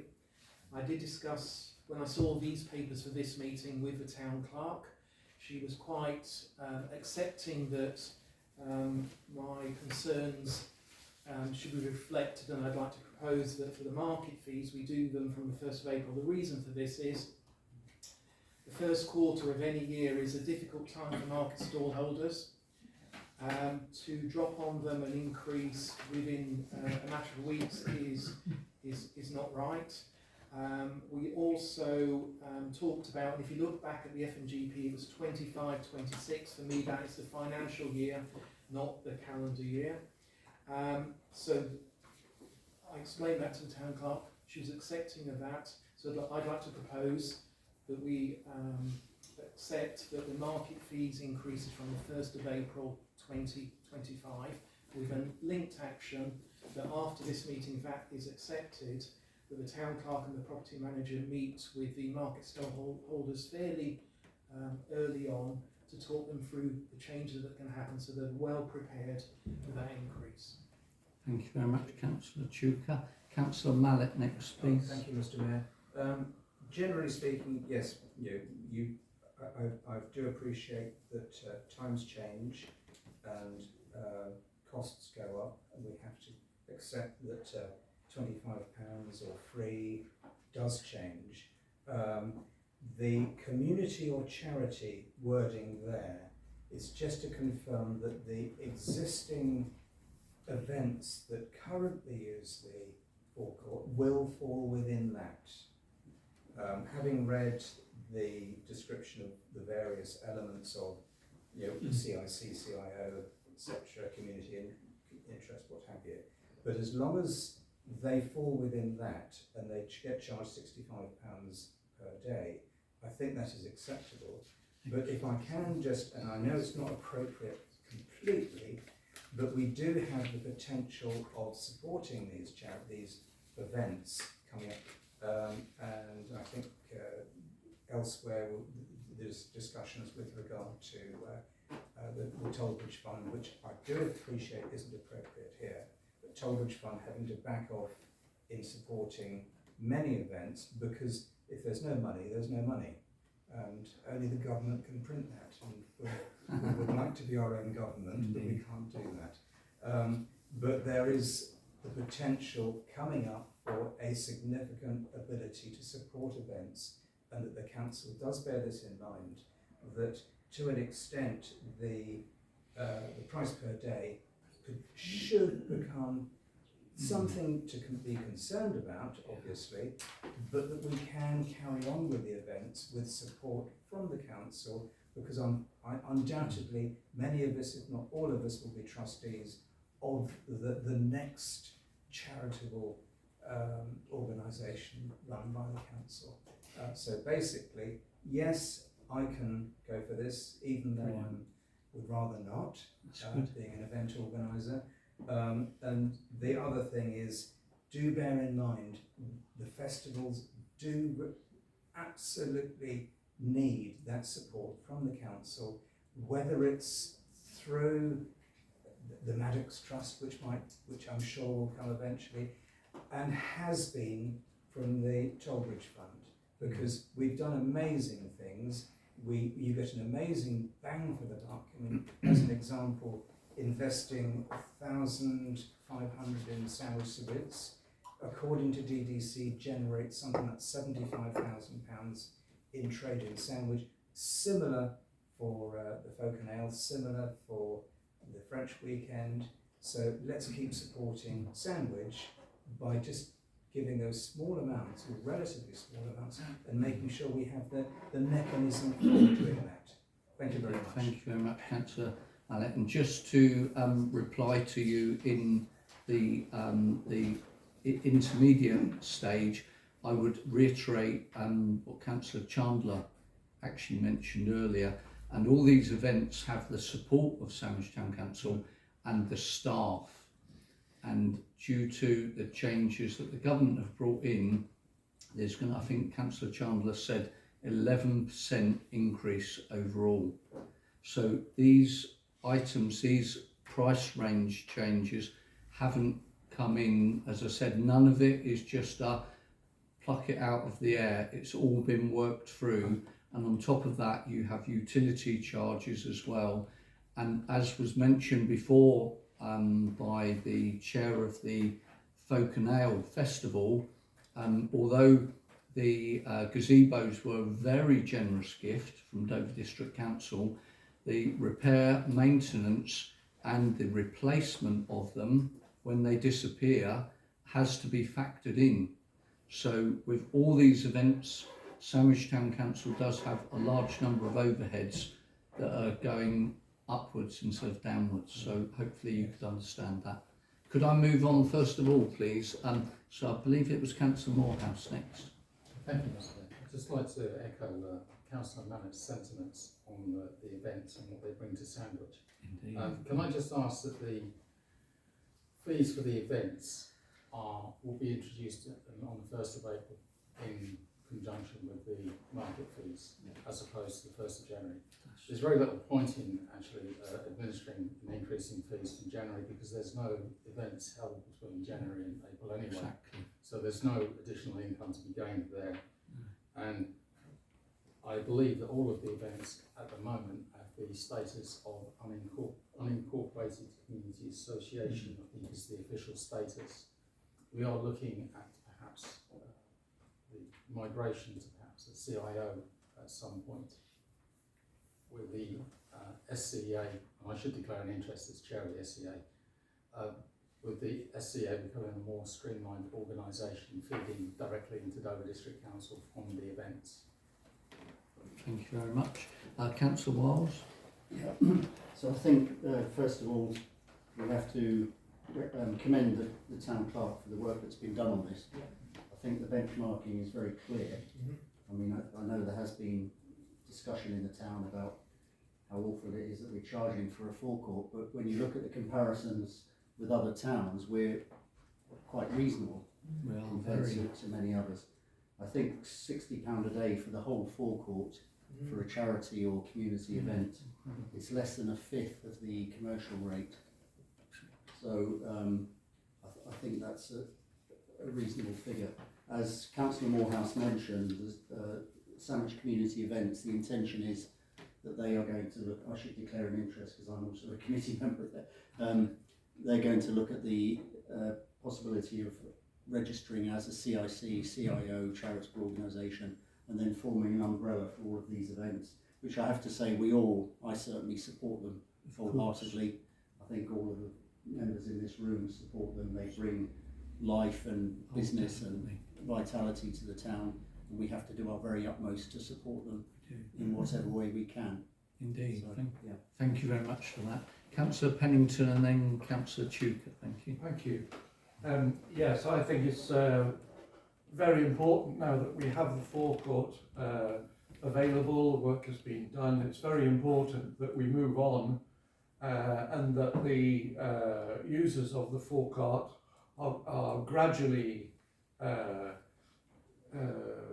brought into a new regime where we're charging rates which are more or less comparable with competitors. I do think Sandwich is a cut above the rest. Good, of course. In terms of its facilities. When you look at some of the other councils, the spaces that they offer don't compare with the forecourt here.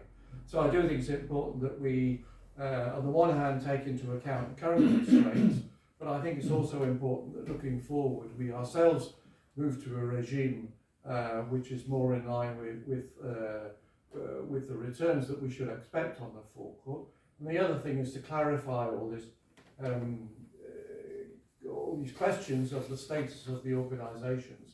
I very much welcome what's been said this evening about the status, because frankly for the last 2 years I found it a bit puzzling that we have these organisations that have used the forecourt regularly, that do bring footfall into the town, and yet have an undefined status, and I think it's important to solve that as soon as we can. Thank you. Indeed, thank you very much on that. And just to reply to Councillor Pennington, I believe the town clerk said that in order to get the surface recleaned, was it Councillor Chuka, 2,500? 2,300. 2,300 every time we have to get the forecourt cleaned down by contractors. So that's an additional on cost that we really should be factoring in, but currently we're paying ourselves. So Councillor Chuka and then Councillor Franklin. Just very quickly, we took a tactical decision last year in terms of a small number of events for the forecourt,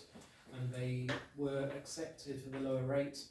I just wanted to flag up, because it was mentioned by Abby in her presentation, F&GP, and that's why I linked it to her involvement. F&GP is the right place to talk about how we entertain an acceptance for a small number of organisations, and I'm sure there's a sensible solution that we can apply for that small number that we see contributes so much to the town. Definitely, thank you very much for that. Councillor Franklin. Now, I don't see why we, the town council, should pay to have the forecourt cleaned. I think there should be a refundable deposit charged to all the catering establishment. So if they leave a greasy spot, you take it out of their deposit. That's in the proposal. That's in the proposal. Yeah. And well, therefore, so Thank you. Thank you very much. So Councillor Franklin's proposing that forward. The recommendations are: the proposed increased fees for the hire of the Guildhall forecourt are considered and adopted, and I'd like to add the caveat of from April 2025. So that's recommendation 1. And the proposed increased fees for the market stall hire are considered and adopted from April 2025.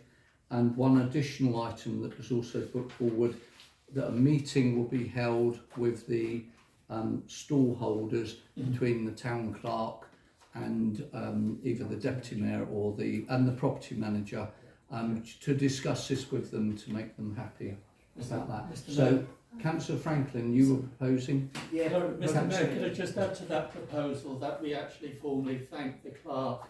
Oh, indeed, of course.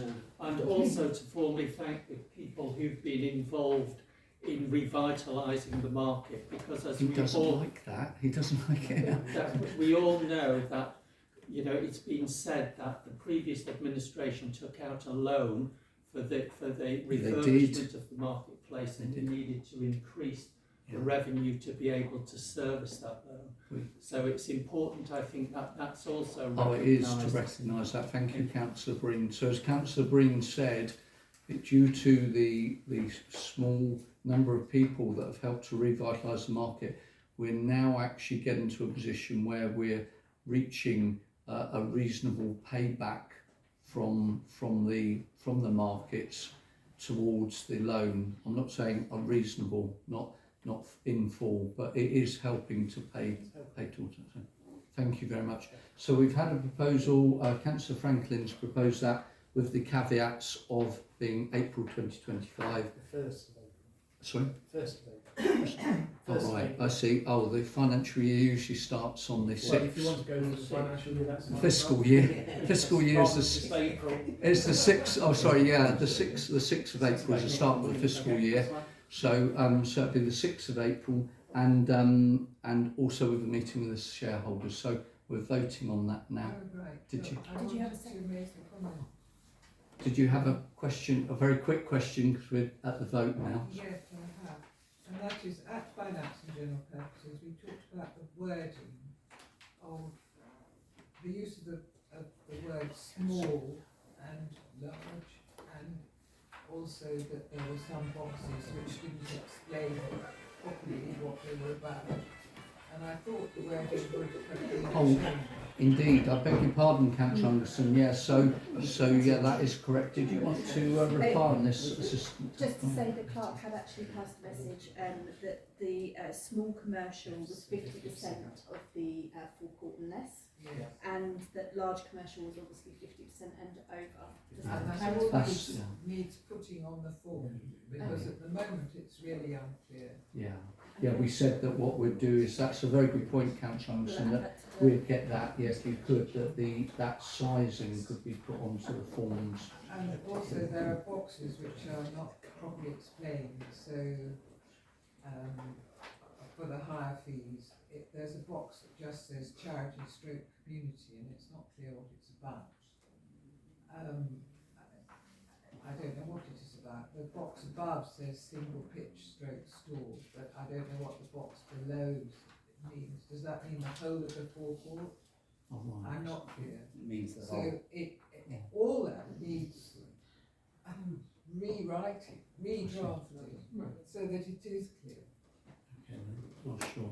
Well, perhaps we could just get the narrative beefed up on that, just to some sort of explanatory text to give a greater definition of what the boxes mean, so that the event holders can fill it out correctly. So if that could be added. So thank you. Thank you very much for that, Councillor Anderson. That's very important to add that. So Councillor Franklin is proposing. Councillor Breen, I believe, is seconding. And all those in favour, please show your cards. And this is a very important vote.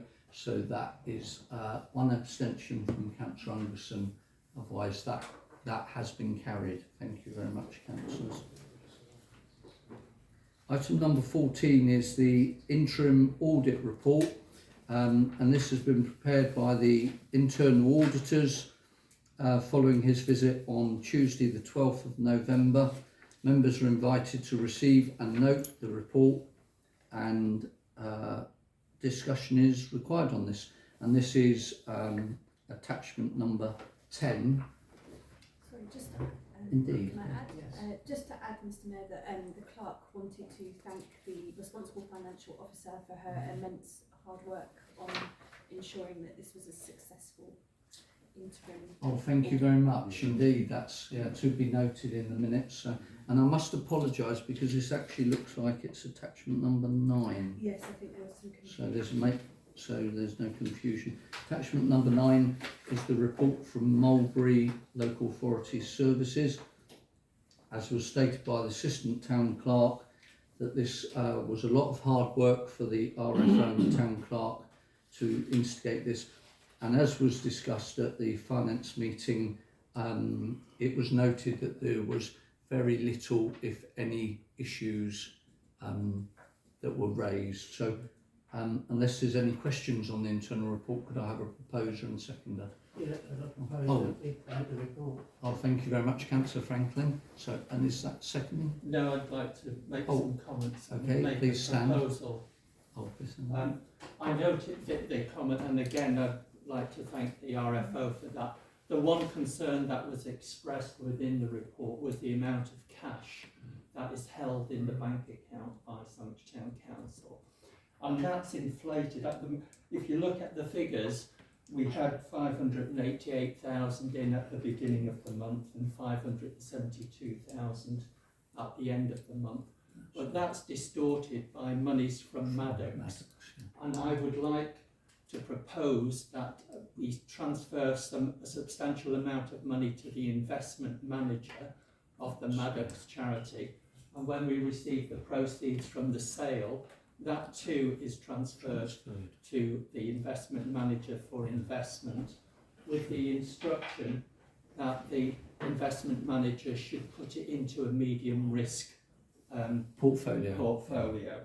And secondly, there is quite a substantial amount of money from the Monk's Wall charity, and I personally think that we should open a separate account for the Monk's Wall money, because there's nearly £100,000 there, And these numbers are distorting They are. Sandwich Town Council. And if we have a surplus left over, I would like to suggest, because we are seem to be having a lot of cash in hand, that the RFO explores opening an investment account and maybe putting £100,000 in an investment account, even if it's only 1%, it's £1,000 a year. Exactly. It's the market for a month. It is indeed. And so I'd like to make those 4 proposals. Thank you. Amendments. Yeah, amendments. that's it. Yeah. I'm not certain, would it not need to go to finance? No, this was discussed This was actually. already Yeah, discussed. it was an amendment to the proposal at finance meeting. So, first of all, Councillor Tuker and then back to Councillor I'd like to Franklin. respond. I think very sensible suggestions. But I Yeah, it was wouldn't agreed. want to take proposals in this Sorry. meeting off the cuff and say, yes, we'll do all this. What I would like to ask is whether Councillor Breen would be willing to work with the Town Clerk and the Finance Officer on a proposal to bring back to the next meeting, and then we can decide. It feels to me I haven't got enough information to vote either way. But today. you've seen the report Oh, which yes, says I that have. we shouldn't have Yes. more than £85,000 I agree. Yeah. type of thing, and it's a sensible thing. We're going to do that with the money anyway. Yes, but what you've come up with is proposals on how we discharge that responsibility rather than addressing the suggestion, and I'd like us to have something more detailed to be able to make that decision. Okay. Yes, Councillor I think Franklin. it's a and vote on then the Councillor recommendation, but as for the Monk's Walk, the reason why the money is there, because it didn't get spent. If you know, there was a massive great scrape going to be developed, but then it was deferred. So I think it's about £60,000 Yeah. for a new water area, a scrape. So that money's in and out of the Monk's Walk. So it doesn't have to get carried. So it gets carried over every time. So there's also other work, maintenance work on Monk's Walk as well. So even though it's sitting there at the moment, it should have been spent a little while ago, but it got deferred. The new scrape. Indeed, yeah, thank you for that explanation, Councillor Franklin. And then Councillor Wiles. I think just to add to that, the way to deal with the cash issue is to have cash flow forecasts so that you can manage your cash month by month, know how much cash you need and how much you can then invest. Yeah. That's what the normal organisation would do. Thank you for that. Not for now, but for No, the in future. future, yeah. Oh yes, Councillor Pennington. Thank you. Yes, just briefly, thank you. Yes, while I share Councillor Breeden's desire for clarity and to make sure that it's not an anomalous situation, I do think procedurally I would support what Councillor Chuka would say. Okay then, super.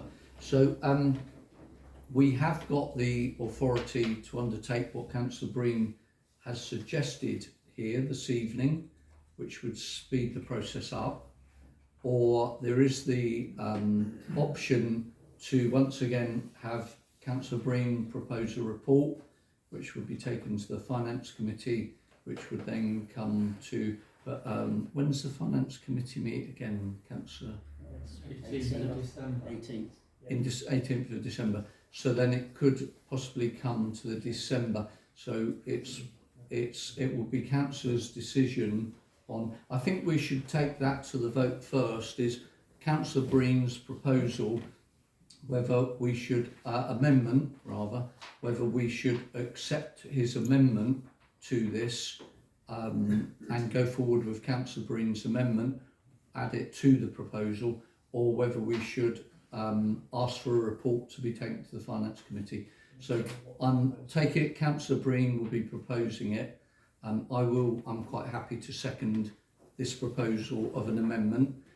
So who's in favour of this being added to the proposal tonight, or who would prefer vote against if you want a report to go to Finance Committee in December?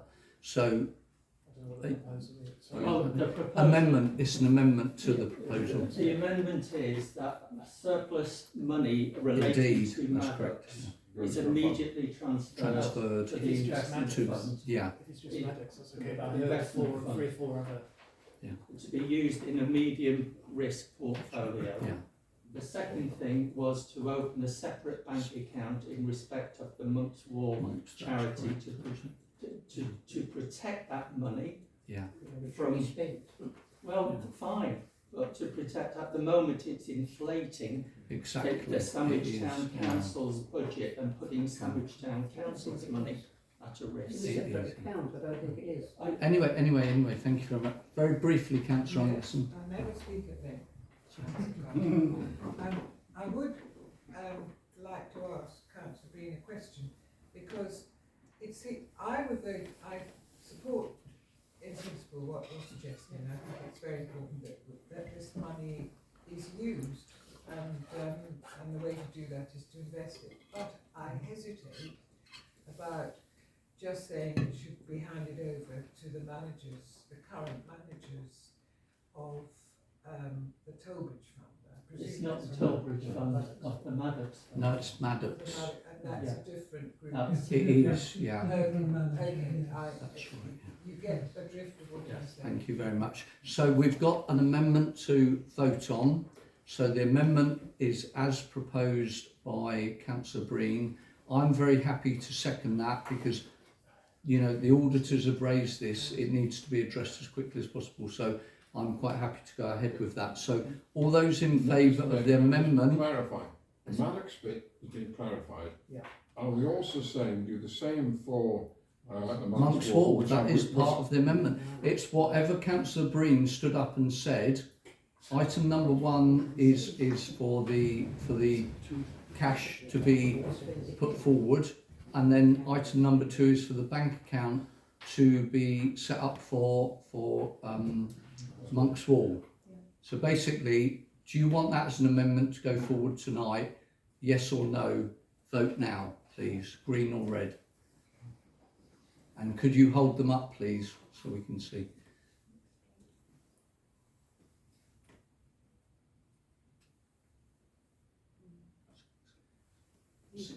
I can see we've got 1, 2, 3, 4, 5, 6, 7 against, and 1, 2, 3. Sorry, 1, 2, 3, 4, 5, 6, 4. Well, that's good. I just wanted you to clarify what Mr. Mayor, you haven't voted? I haven't voted, so I could vote, and as I'm seconding this, I would vote in favour, which means that it's 7 for and 7 against. So. How can you open an account, Mr. Miller? I can't see how you can open an account for the Monks Wall and spend the money in a couple of months' time in the spring. It's nonsense to me. That's what we're proposing to do now. That's But I believe I have the deciding vote on this, so I would propose that we get on with it immediately tonight, and that it is carried forward to the proposal. The 2 items that we're going ahead with are very simple items, so it's been very transparently put forward by Councillor Breen, who I must add is the chair of the Finance and Assets Working Group. So I 100% rely upon Councillor Breen's intelligent and knowledgeable situation. Councillor Mrs. Scott, 7 against 7, so it's not voted through.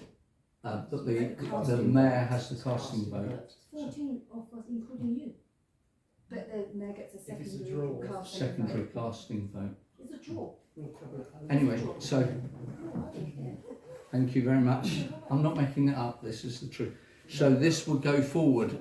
So Councillor Breen's amendment will go forward to Councillor Franklin's proposal. Councillor Franklin, are you listening? Is this your proposal? It's your proposal. In the interest of harmony, I'm happy to withdraw the amendment about the separate account for Monk's Wall, but I do think there's going to be a huge, substantial amount of money. It's been voted on. It's been voted on. It's been voted on. Mr. Mayor. Indeed, Councillor White. My understanding is if there's an amendment to a motion which is carried, doesn't the original proposer have to accept the amendment? He does. That's what I'm just about to come to. That's why I'm waking him up.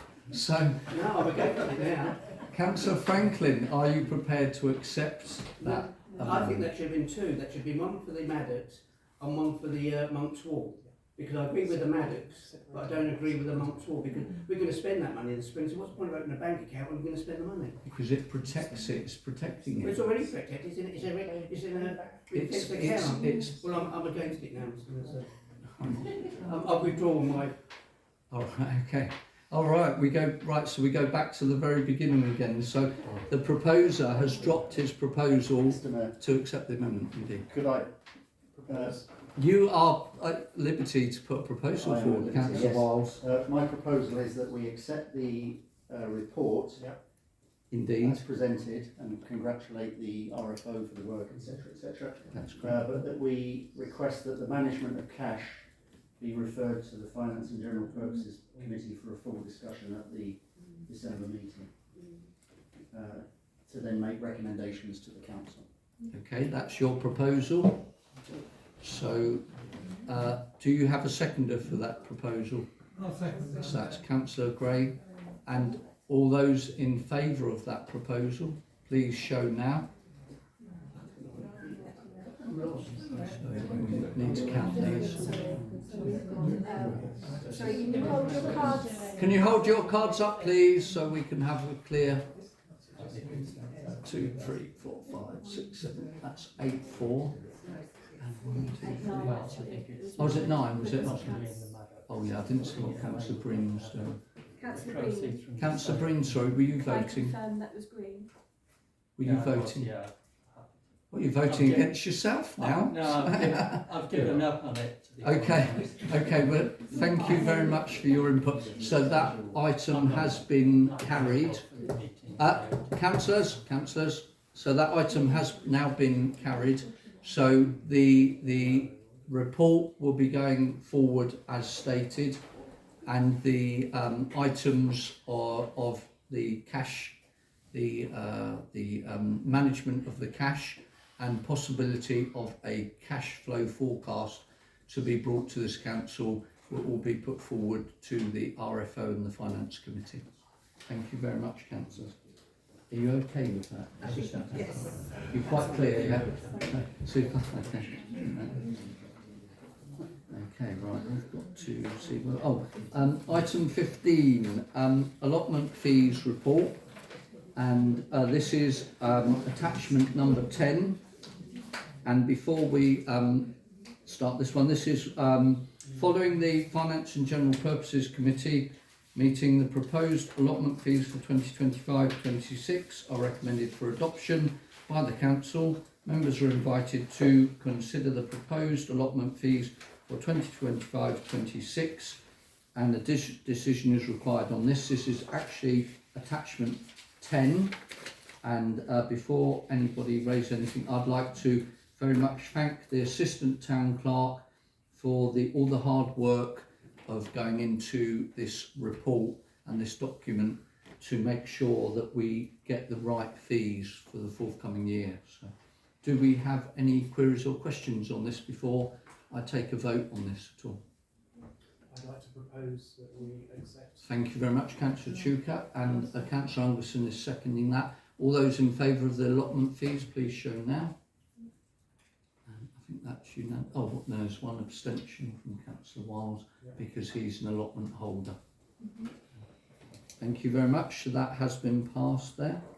Item number 16 is proposed Christmas closure for Sandwich Town Council, and it's requested to agree that the Guildhall Christmas closure will be from 5 p.m.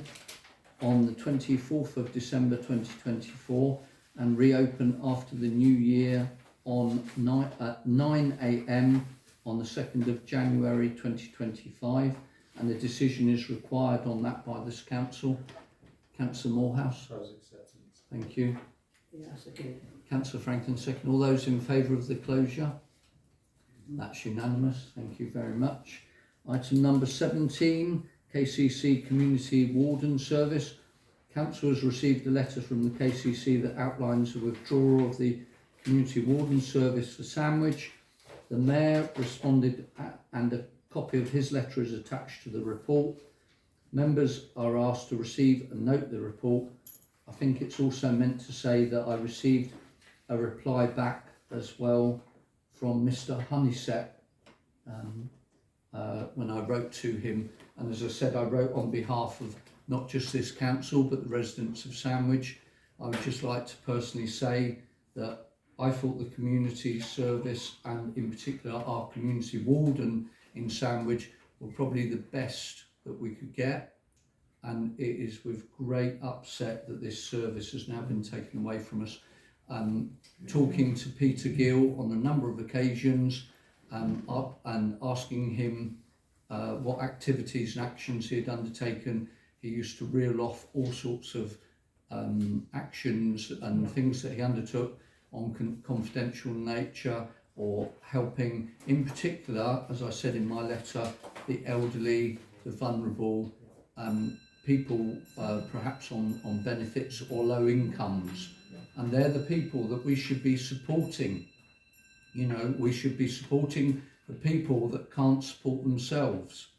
And this reduction in the community warden is not helping. Now, there was only one option on there, but I'm not going to go into it too much tonight. That Mr. Honeysett did say that, you know, KCC are prepared to help councils if they have the funding to take on a pseudo community warden of their own. But I think that's a massive discussion, and it's got large financial implications. So, Councillor Chuka, please. Yeah, just very quickly, picking up on your point about the importance of the role and the absence of a warden for Sandwich, I'd just like to say, whilst it's not relevant to tonight's discussion, just bear it in mind when we do come to talk about the Maddox charity, and how we as a council might want to be innovative and more holistic, thinking about how we use those funds appropriately for the town, rather than maybe just repeating the same cycle of what was applied for the STBF. I'm just going to leave that there. Thank you very much for that. So, sorry, can I just correct Councillor Chuka? The Maddox Fund is left for local community organisations, not for the town. You said the town. Oh, okay. Okay, thank you for that amendment. Councillor Franklin? Yeah, I agree with you, Mayor, and I just have to quickly note the report. Thank you very much. And finally, Councillor Pennington. Thank you, Chair. Yes, I very much appreciated the work of the warden. He was very active in several activities that were organised in the town, and I think it's a great shame that we're losing that facility. Indeed, thank you for those comments. Did I have a seconder for Councillor Franklin's proposal to note the report, please? Councillor Breen there. And all those in favour, please show. Thank you, and that's unanimous. Thank you very much, councillors. Item number 18, confidential matters. And I must say, for anybody that's watching at home in this council chamber and anybody else who may be of interest, this confidential item is 100% confidential. It is in particular about staff member, and no further, the information when we go into confidential should not go outside of this council chamber, and I'll be very upset if it does. Thank you very much. Confidential matters. Under the Public Bodies Admissions to Meetings Act 1960, extended by Section 100 of the Local Government Act 1972, the public may be excluded from the meeting for the following items of business on grounds that they involve the likely disclosure of exempt information as defined in Part 1 of Schedule 12A of the Local Government Act 1972 by virtue of the paragraph specified against that item. And that item is number 1, information relating to a particular employee under this authority. And we have to vote on this, so I am proposing we go into confidential, and I'm 100% assured that this should be in confidential. Can I have a seconder? Councillor Morehouse. And all those in favour of going confidential, please show. And that's unanimous. Thank you very much. Thank you.